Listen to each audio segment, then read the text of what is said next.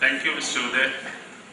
And now I invite Mr. Rohit Pillai from Par Excellence to please come over and share his thoughts.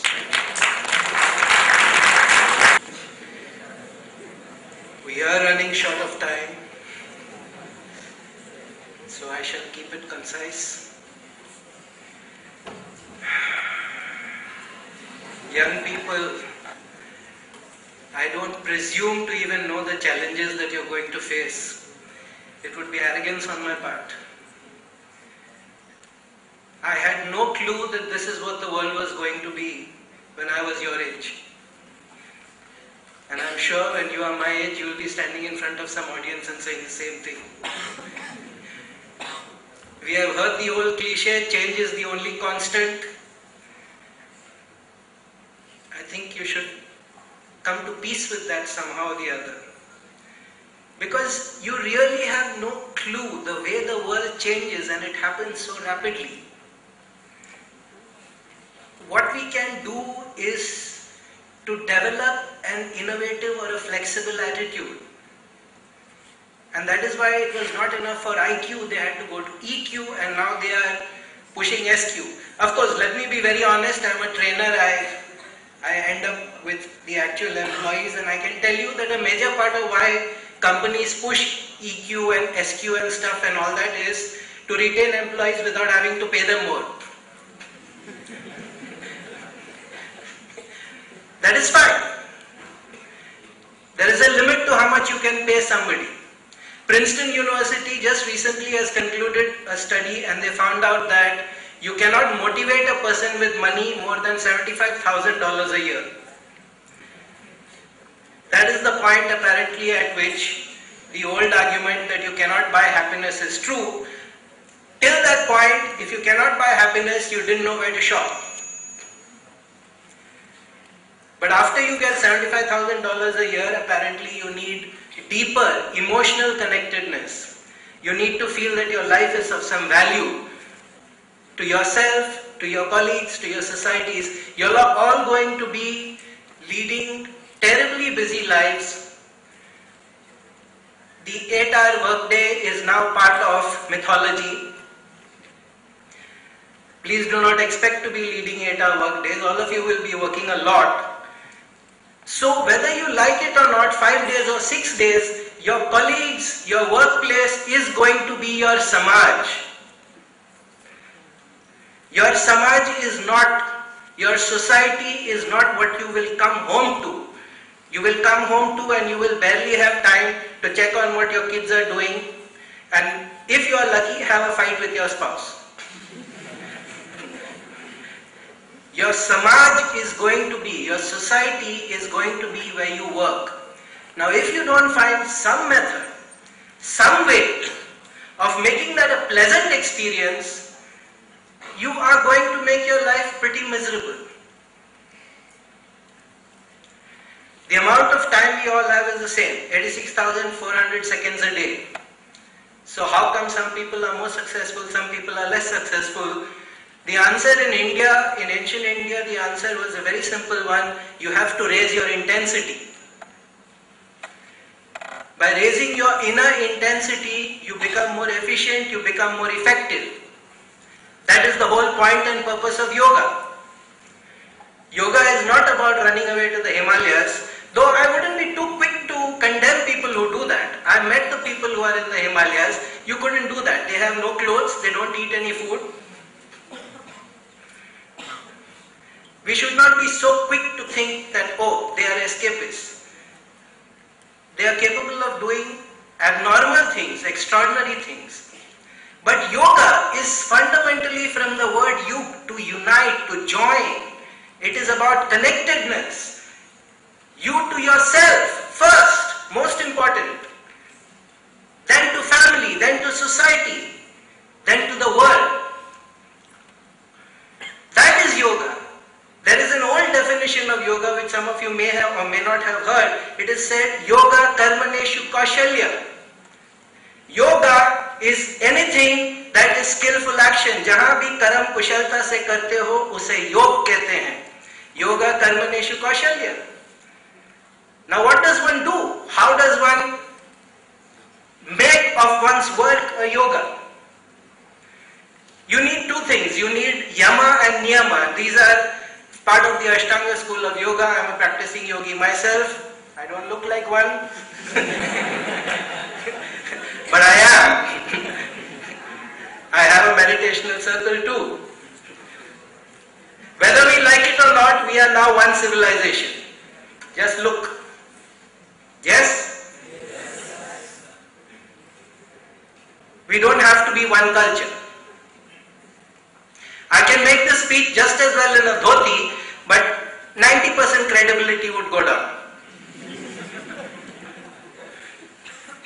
And there is no point fighting that. Spitting against the wind may be interesting, but it is not useful.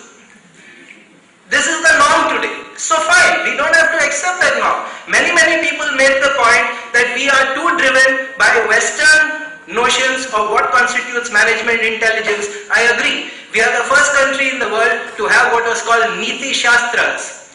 Niti Shastras are Panchatantra, Chanakya, Arthashastra. They are manuals on how to succeed, and trust me, there are no principles of management or how to succeed which are not found in the Niti Shastras. Even in the Mahabharata, Shanti Parva, most of the principles of management are there, and they are not airy-fairy, up in the sky, too spiritual to be good. The Arthashastra opens with the words Kosha Purva Sarvarambham, which means first make money, then everything begins. After you make money, everything begins. Now that was the original idea of yoga. Yoga was meant to integrate people. Yoga was not meant to generate vairagya and get people to abandon their responsibilities and take sannyasa. That is only for exceptional people. Yoga was for the ordinary person. Yoga was for the ordinary person to become more.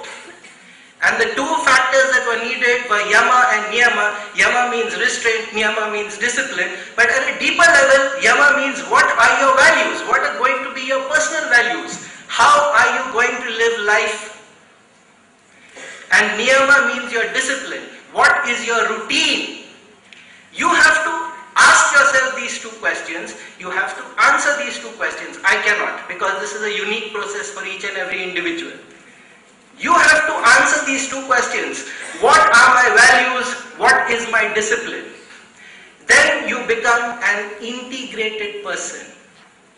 There is a very old Greek word which is called enteleki, and it is the only word I have found which resonates with what we call swadharma. What is your purpose in life? What is it that you and only you were meant to do? Nobody from the outside can tell you that. You are supposed to discover that. You are supposed to discover that through your work. If you can find that, there is no need to separate oneself. You see this compartmentalization of this is work, this is my family, this is my spiritual life. That compartmentalization is completely artificial and against our tradition in the first place. And then of course there is management and mankind, the other compartmentalization. These are all artificial divisions that have come up, but there is no need for you to continue that. We belong to a slightly older generation. The dominance of the colonial thinking, the colonial system of education was too great. You all are very lucky. You all are in a generation which does not have any of that.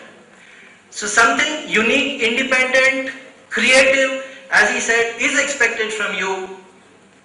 Because in the workplace, nobody is going to reward you for working hard and working long hours. Competence is assumed. That is the basis today. If your only achievement is I have worked long, they'll say that's why we pay you a salary. Excellence is expected. And excellence is something that you have to decide for yourself. This is what I see as excellence. Spiritual quotient. What is spiritual quotient? Are we so separate from our spirit? Are we so separate from our soul that we need to be trained on it? It is completely absurd. These are competencies, capabilities, availabilities within all of us. But we have to examine ourselves. We have to develop a small relationship with ourselves, which we are not encouraged to do. we develop that relationship with ourselves, if we take that time out, take half a day out, what is it that I really want to do? How can I really make a difference? How does it matter to the world that I have been born? If you can answer these questions, there is no power on earth that will prevent you from becoming a successful person and a spiritual person too. You can keep sannyasa for vanaprastha, right?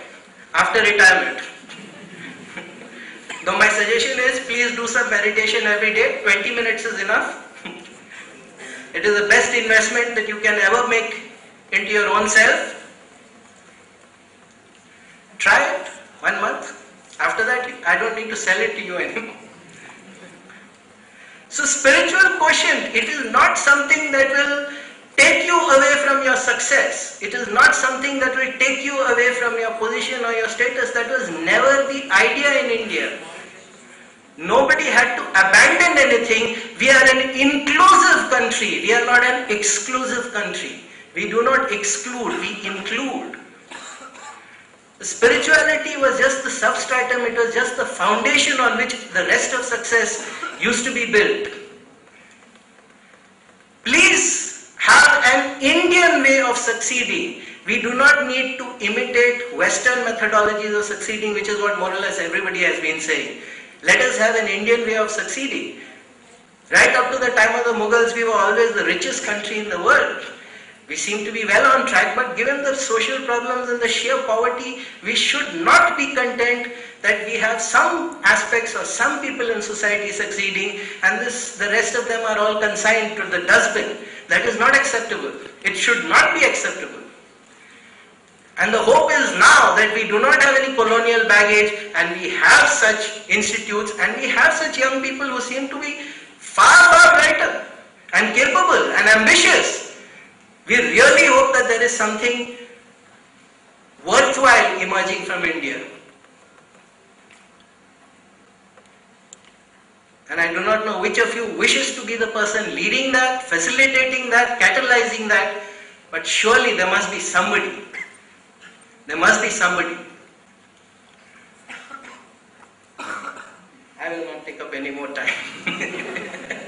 Thank you.